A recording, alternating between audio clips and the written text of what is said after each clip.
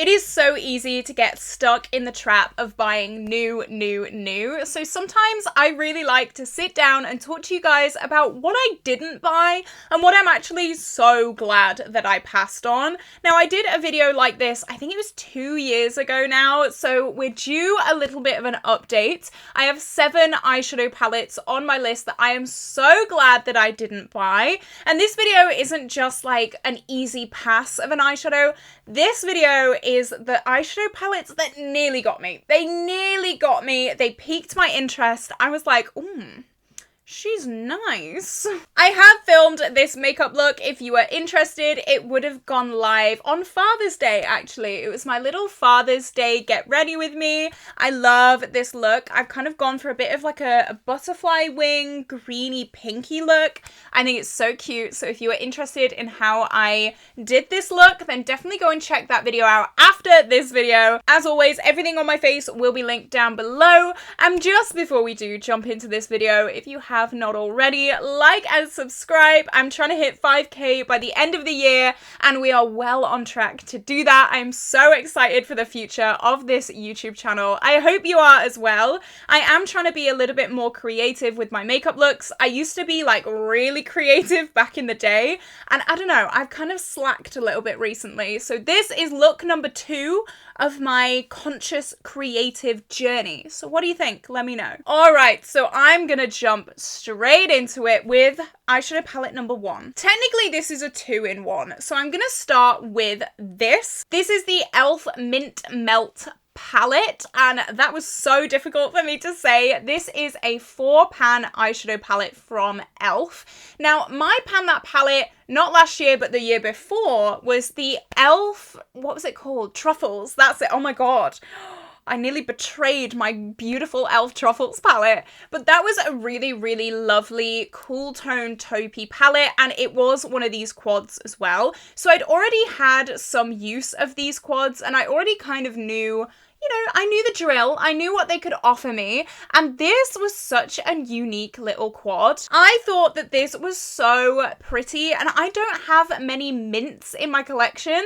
I don't think I have any mint eyeshadows in my makeup collection, so this was such a beautiful little quad. It was something like £4, like £4? Steal. However, I didn't buy it, and the reason why was because I was just so busy at the time. I just didn't have the time to go and buy it when it was brand new. However, when the reviews started coming out, it was a patchy mess. It was not pigmented. There was no mint color on it at all. It was just kind of like grey, and I was so happy that I passed on that one because, oh my god, yeah, the payoff was not great. The shimmers were okay, but the mattes just were not there at all. A very different quality from my e.l.f. Truffles palette that I know and love and miss every day, it seems like. But this palette, I know I would have bought it and been so disappointed with it. And the second palette in this kind of category is the e.l.f. Mint Chocolate palette, which is very similar. It was in the same collection. e.l.f. did this whole mint collection, and it was so cute. And this one has more of a neutral color story with a pop of mint in it. And even this, I was like, that is so beautiful. That is so pretty. I'd never even thought of neutrals with a pop of mint before at the time, but this was such a beautiful palette. And I was actually going to buy this. I went out to buy this, and it was discontinued. I remember this collection being like a week. Like, it was available for about a week, and I don't know if it actually was, but that's what it seems like. Like, let me know, because I remember it being so fleeting. It was the fastest release I think I've ever seen. Maybe it just sold out though. Maybe that's why. Maybe it just sold out in Superdrug and everyone got it before me. But that palette I definitely would have bought if A, it hadn't been discontinued really early, or B, it didn't sell out. I don't know. It's one of the mysteries of the world. I don't know what happened with that collection, but one minute it was here and one minute it was gone. And in hindsight, maybe that's a good thing, because I mean, I think I would have used that pop of mint palette, but maybe not the full mint palette. And even people were saying with the pop of mint palette that that mint was just like not good. So Maybe I escaped lucky there. Who knows? If you had those palettes, let me know down below. Were they good quality? And I mean, they were like £4. So even if they weren't, I mean, it's annoying to lose £4, but you don't get anything for £4 these days. Palette number 2 is the Natasha Denona Circo Loco palette. Now, I've been following Natasha Denona since the Glam palette came out. Now, I don't know what year the Glam palette came out, but I distinctly remember that palette being like the first release that I saw of Natasha Denona. So it came out a while ago and I was waiting for a colourful palette from her. I've been waiting for a colourful palette from her for years. At this point I have given up, but I will talk more about that later. But the Circo Loco was the first colourful palette that she released that I remember being there for. And this was like my dreams come true. Everyone was saying how incredible Natasha Denona's quality was. Everyone was saying how absolutely amazing this brand was. And now she had released a colourful eyeshadow palette and I was like drooling. I was drooling, I was crying, I was throwing up. I was so ready. And then I saw the price. It was like £111 or dollars. But like still, what? See, I was expecting it to be one of her like £60 palettes, but I guess the pan sizes are a bit bigger with the £100 palettes, and I was like, oh, I was in college, I think at the time, or just started university, and I was like, I don't have the money for this. I do not have the funds for this palette. £100 for an eyeshadow palette.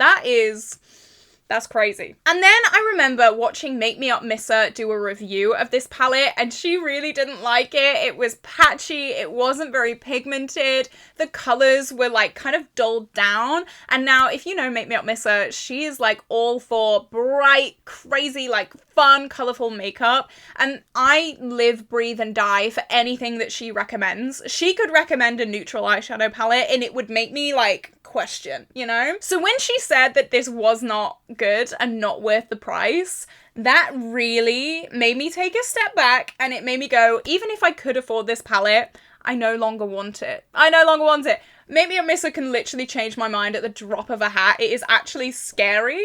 But I just realized how bland this palette would be. It looks so cool. It looks so fun. But I really don't think I would have enjoyed this palette. Judging from what Make Me Up Missa says and judging from what a lot of other YouTubers say, it just wasn't great. And since I have learned that I do not enjoy Natasha Denona quality, so I think I got a lucky escape there. Yeah, if I'd have paid £100 for a palette that I didn't like, I'd have cried. Especially back then when I was at uni. A poor student. Are you having a laugh? Oh my god. So thank god I did not buy that one. Thank god I did not shell out over £100 for an eyeshadow palette that I know I would not have liked. The next palette on this list, and I think I talked about this palette in my last video like 2 years ago, but I'm gonna mention it again because it still plays on my mind a little bit, and this is the Jeffree Star Blue Blood palette, or the dupe that Revolution came out with, which was called the, I have it written down, Forever Flawless Ice palette. So Jeffree Star came out with the Blue Blood palette and I was like, oh my god, I'm a blue girl. If you're new here, I love blue. I love blue eyeshadow. It is my happy colour. I would wear blue eyeshadow every single day of the year if I could. I love it so much. So it came out and I was dabbling in blue at that point. I wasn't fully committed to blue, but I was kind of dabbling at that point. And it came out and it was like £60 or something like that. And I was like, that is expensive. That is expensive. Plus I had to pay for shipping because I do not have a Morphe store near where I live. I live in a very, very small town. You think there's a Morphe store here? You are very much mistaken.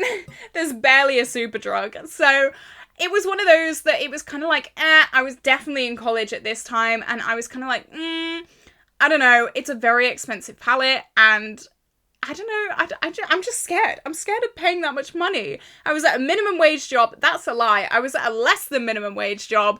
So I could not afford that much for a palette. So then the Revolution one came out and it was like a blatant dupe. Like, you know how Revolution do it. Blatant carbon copy, shade by shade dupe.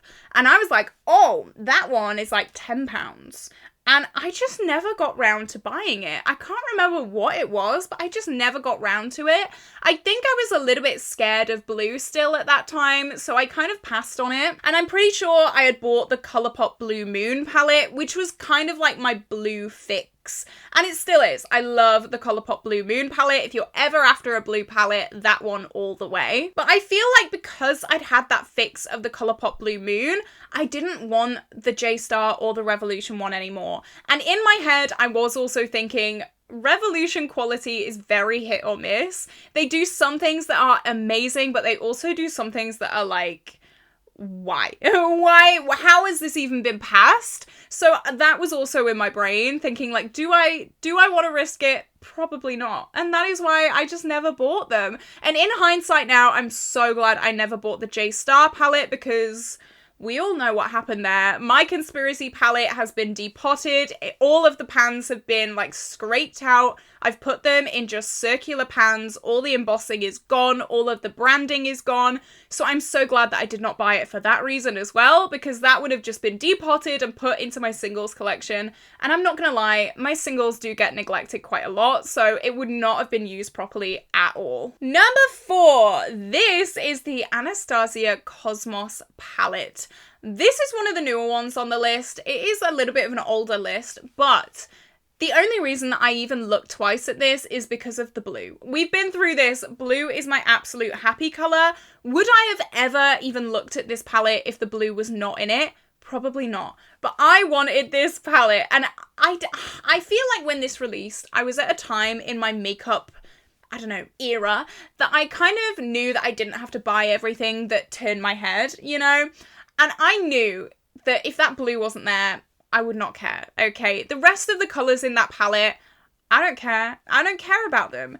And I've actually looked in my singles collection, and I found this shade. This is the shade Frosty from the Pastel Roses. And I've actually swatched the Cosmos palette in store, and this, from what I remember, is pretty identical. It's one of those blue with like a bit of a yellowy sheen in it. So if I have this already and I'm not interested in any of the other shades from the Anastasia palette, like I've got what I want, you know? I've got it right here. And you can tell from this shadow, it's used, but it's not like beaten up and bruised. I'm honestly embarrassed about the number of times that the pop of blue trick has pulled me in. Like, it's bad. It is actually bad. But with this shade, I have exactly what I want from that palette. Am I interested in the neutral mattes in this palette? No, of course not. Obviously not. This is my makeup aesthetic. Of course, I'm not interested in those shades. So I'm just so glad that I actually pulled off buying this. I have this. I have so many blues in my collection, especially my singles collection. If I wanted something like that, I can pull out my like That's Taupe palette or my Nabla Platinum palette and then a single blue. And I would have the exact same thing. So I've saved a lot of money. ABH has gone up in price recently, and I have noticed. Don't think I have not noticed. So their palettes are like 60-ish pounds now, and that is expensive. I swear they used to be like 45 back in the day, but now they're a lot more expensive. So I've saved a pretty penny with that, with just one eyeshadow. Here you go. I have the whole palette. I have all of the palette that I want, just with this shadow. So I'm so glad that I saved some money on that one. I do love ABH though. Like, I reminisce over old school ABH palettes, and they were just so good. Like, everyone loved old school ABH. I'm actually gonna add another palette in here. Speaking of ABH, this was actually not on my list, but the Norvina palettes that came out, and more specifically, I can't remember what it was called, what number it was, but the really bright neon one with like depth, that palette really was like, wow, that palette was beautiful. And I was so close to buying that. I dreamt of that palette. Like, I daydreamed about that palette. It was such a beautiful palette. But I think at the time, everyone had like really bad negative things to say about the Norvina brand in general. And I think they just released so many eyeshadow palettes at once that it was just getting really overwhelming, and no one knew what to buy or what not to buy because the next day there'd be a new palette. They were trying to be Colourpop or something and it really backfired on them. But that palette specifically was so pretty. And I think if the Norvina hate wasn't going on, maybe I'd have bought it because I think I would have really liked that palette. But again, the price point was ridiculous. I remember the Norvina palettes in particular being boosted in price, and I was definitely in college at that time, so I was like, maybe not. Maybe not. All right, so technically number 5, but now number 6. This palette, I don't know, I have mixed feelings about. So this was the Beauty Bay Earthy palette, more specifically the 45 pan one. 45 pans of green and brown. So first of all, brown.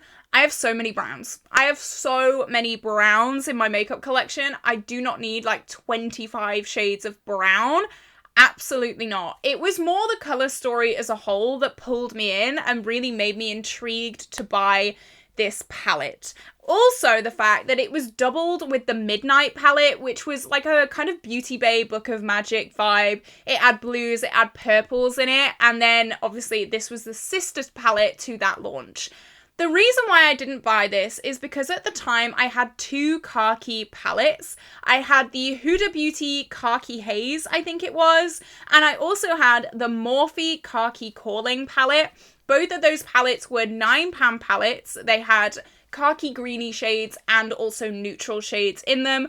I have since decluttered both of them because I never ever used them at all. So buying a 45 pan palette of basically a bigger version of what I already had and never touched, it was one of those things that like I wanted it, but I also knew I wouldn't use it. And I think I count my lucky stars that I kind of sat back and realized that.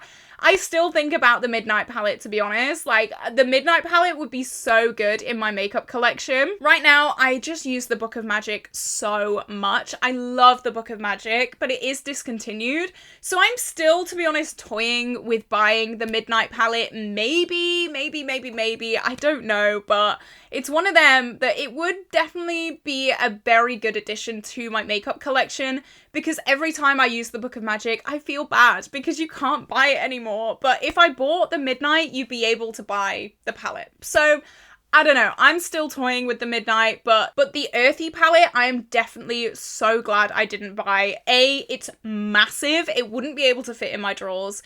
B, I already had 2 palettes that were pretty identical. And C, those palettes were never used. So why would this one be used? It wouldn't. It would not be used. And I knew that. I sat back, I reflected. Thank God I did, because I was very, very close to buying the set of both of them. And because I didn't want one, I think I kind of lost interest in the other one for a little bit. But as I said, that Midnight palette, I've got my eye on it still. I still have my eye on that one. The next palette was something that I always knew that I would never use, but it was more the collector in me that was like, ooh, but maybe I could have the whole collection. This was the Colourpop Ooh La La palette. Now, despite what I'm wearing on my eyes today, pinks and purples, I would never, ever choose to wear them. Well, maybe I would. Maybe on an off day. But 9 times out of 10, I would not be wearing pinks. These are Barbie bright pinks, and I have a phobia of being perceived as a girly girl. I really, I don't want it. And I think that's a massive reason why I don't wear pink eyeshadow ever. I'm terrified of being perceived as a girly girl. I don't want it. I don't want it at all. So this palette is like Barbie in a palette. And I knew that I didn't like it. I knew I didn't like it, but I had so many Colourpop palettes at the time, and I didn't have the pink monochromatic palette. I think we've all been there. I think we've all been there with Colourpop. It has dragged us in, not necessarily because we love the palette, but just because we want to collect all the monochrome palettes. They knew what they were doing there. They knew exactly what they were doing, and I was this close to buying into it. Even though I don't like pinks. That palette would not have been used ever by me. But hey, I had the collection, you know? I'm so glad in hindsight that I did not buy this, because what a stupid palette for me to buy. Me of all people, what a waste of money that would have been. What an absolute disaster that would have been for me and my makeup collection. Thank God I passed on that, because that would not have even been touched. That would not have even been cleaned. It would not have even been, would have sat in my drawers for its whole life. And then maybe in 10 years it would have been decluttered or something like that, or given away, because I would not have touched that. I know I wouldn't, but that collector's little mindset, that sneaky little feeling in the brain, it nearly had me. What an idiotic move that would have been from me. And finally, the last palette that I want to talk about is the Revolution and Lion King Hakuna Matata palette. I love The Lion King. The Lion King is my childhood dream. Like, I watched The Lion King on loop. So when Revolution came out with the Lion King collection, I was drooling. And I did actually buy 2 of them. Let me grab them. So I bought the Jungle Princess and the Circle of Life palettes because they're a little bit different. They're cool, they're colorful. This is like a spring, like green, purple palette. Love that. And then this is more of like a grungy, colorful palette as well. The Hakuna Matata palette was a bigger palette, and it was so boring. It was like half really boring neutrals and then half like color explosion, like no thought really, just like have some color. And I'm so glad I didn't buy it. I was so close to buying it. I wanted the whole collection. I wanted to just bathe in Lion King. I love the Lion King so much. And again, it's that little collector's thing. It nearly got me. But I just looked at that palette and I knew it would not have been used by me. I knew. And I already had 2 of the palettes, so it's not like I'd just given up on the collection completely. Even these 2 palettes, which I do like the color story of, they're not used as much as I want them to be used. And the quality of these 2, it's not the best. It really is not the best. If this was not in the Lion King packaging, they would have been decluttered years ago. So having another pretty crappy quality eyeshadow palette in my collection that I use less than I use these would have just been the biggest waste of money of my life. It really would have been. Maybe not my life, because I've made some questionable purchases, but it was one of them. I knew I would not get use on it, and I'm so glad that I have not bought that and it is not gathering dust in my collection, because I know I would not be able to declutter it. If I'd have bought it, it would have been staying, because I'm not decluttering anything from The Lion King, let me tell you that. So here we go. This is the video today, guys. Let me know down below what is an eyeshadow palette you are so glad you did not buy. I love all these palettes, and at a time there was a pull, but I'm very, very glad in hindsight that I have not bought these eyeshadow palettes. So this is it. This is where I'm gonna love you and leave you today, guys. I hope you did enjoy this video. If you did, like and subscribe, and I will see you tomorrow for a brand new video. Bye bye!